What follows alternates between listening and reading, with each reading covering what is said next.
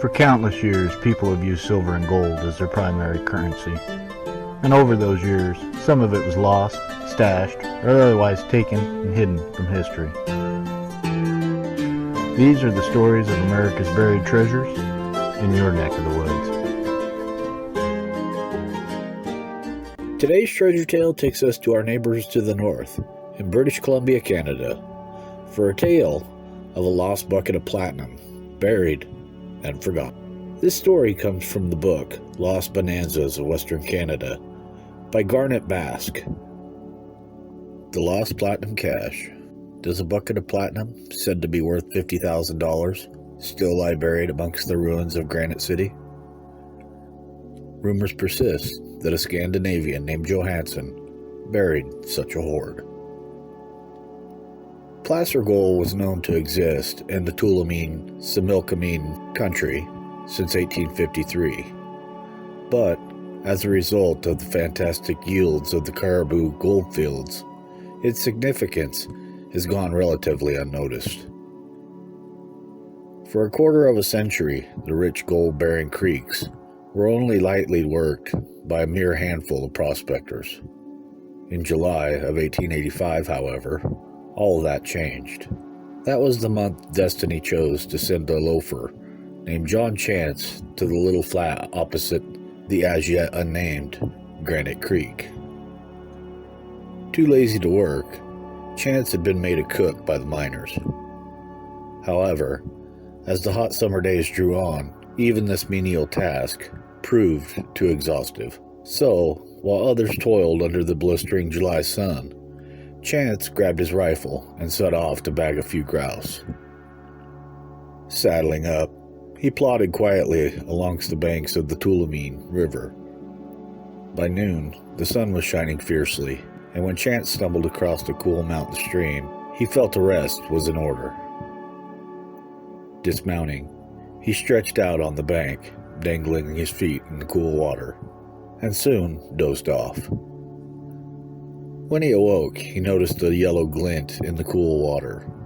Reaching down, he extracted a solid gold nugget. Looking again, he found another, and soon his small buckskin pouch was bulging. When he returned to camp with the news, he suddenly became a hero and the founder of the boomtown of Granite City. Within weeks, a hodgepodge of tents dotted the little flat as hundreds of prospectors swarmed to the new diggings. The gold was shallow, plentiful, and coarse, and nuggets were not uncommon.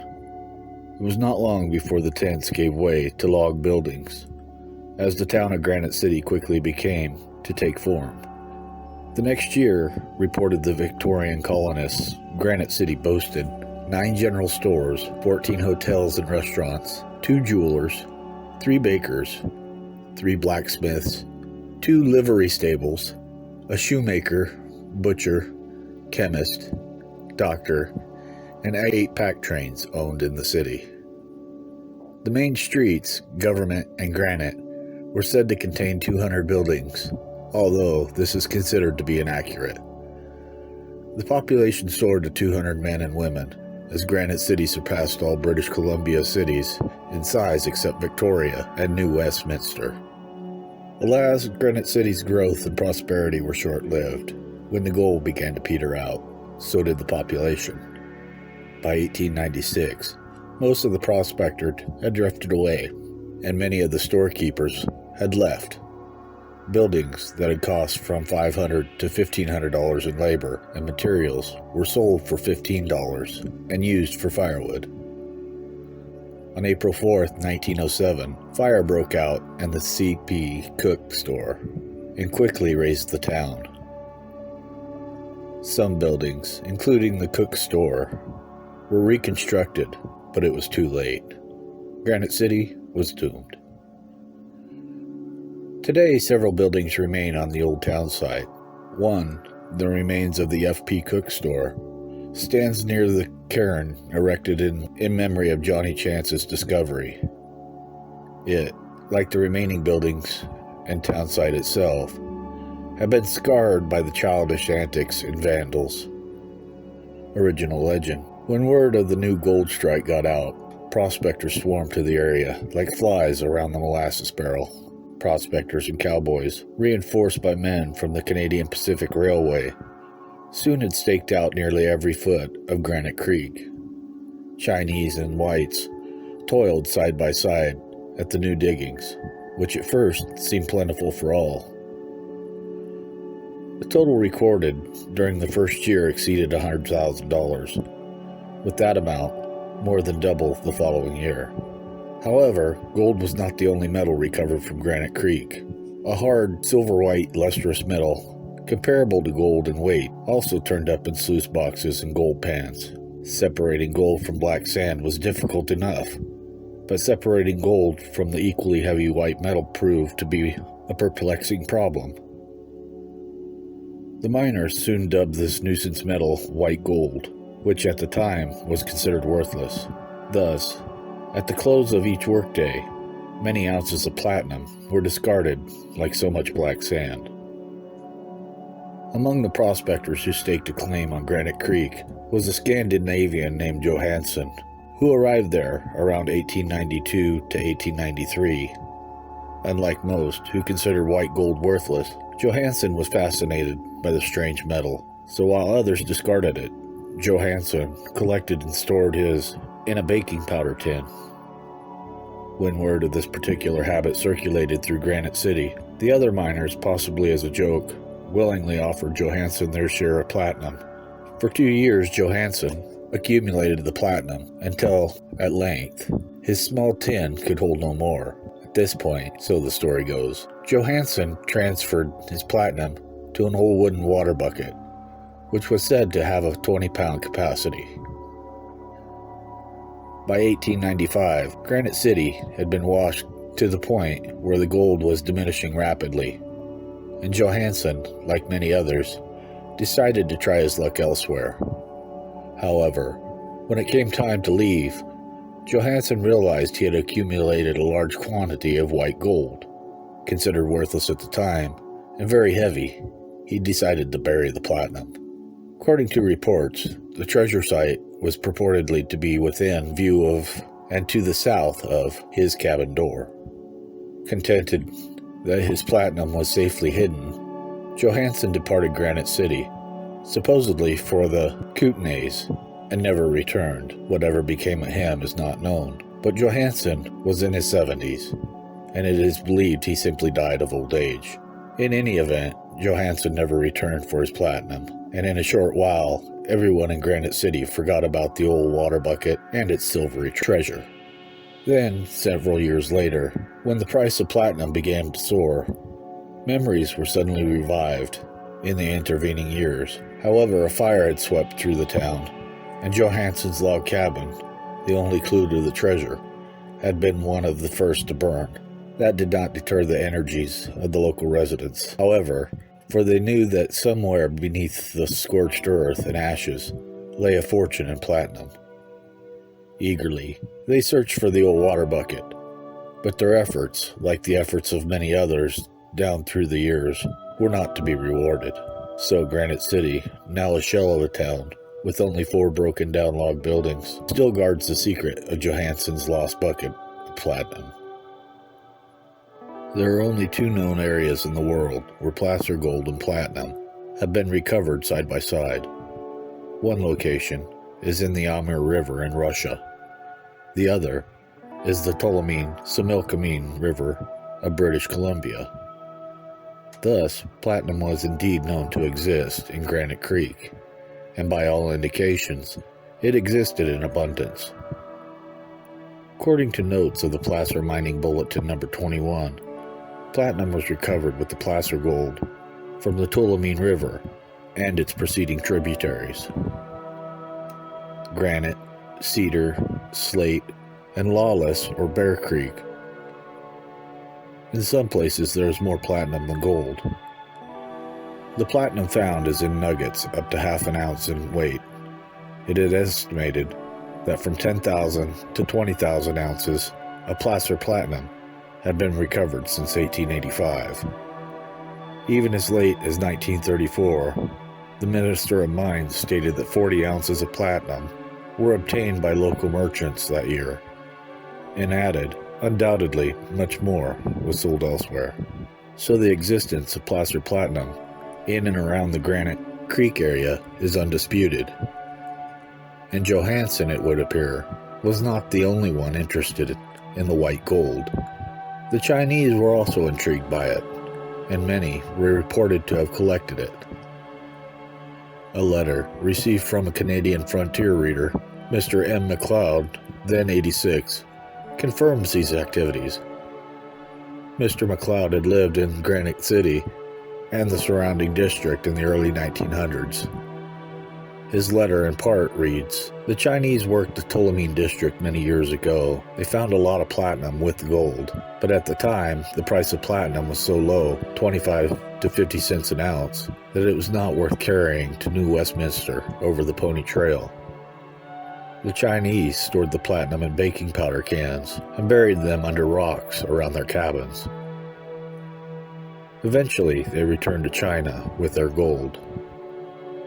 During the Depression, one man made good money washing gold in the Tulameen. Some observed that he worked places where there was a fallen down old shack. He was a wise one and was searching for the tins of platinum left behind by the Chinese, as the price of the metal was high then. The theory was that he located some of this, and these were the values he found, and not the gold he washed.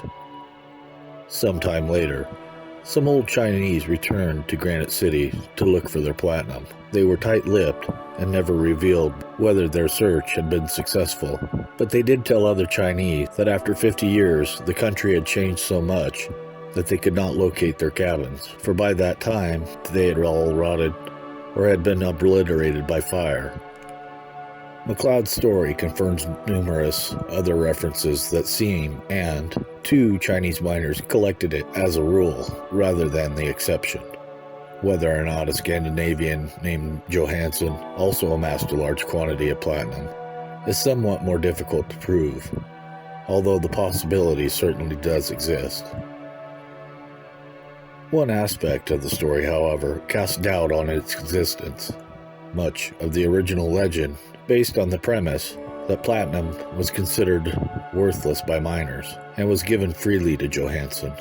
On the other hand, if platinum was known to be valuable, it is unlikely it would have been discarded by anyone. Let's examine that possibility.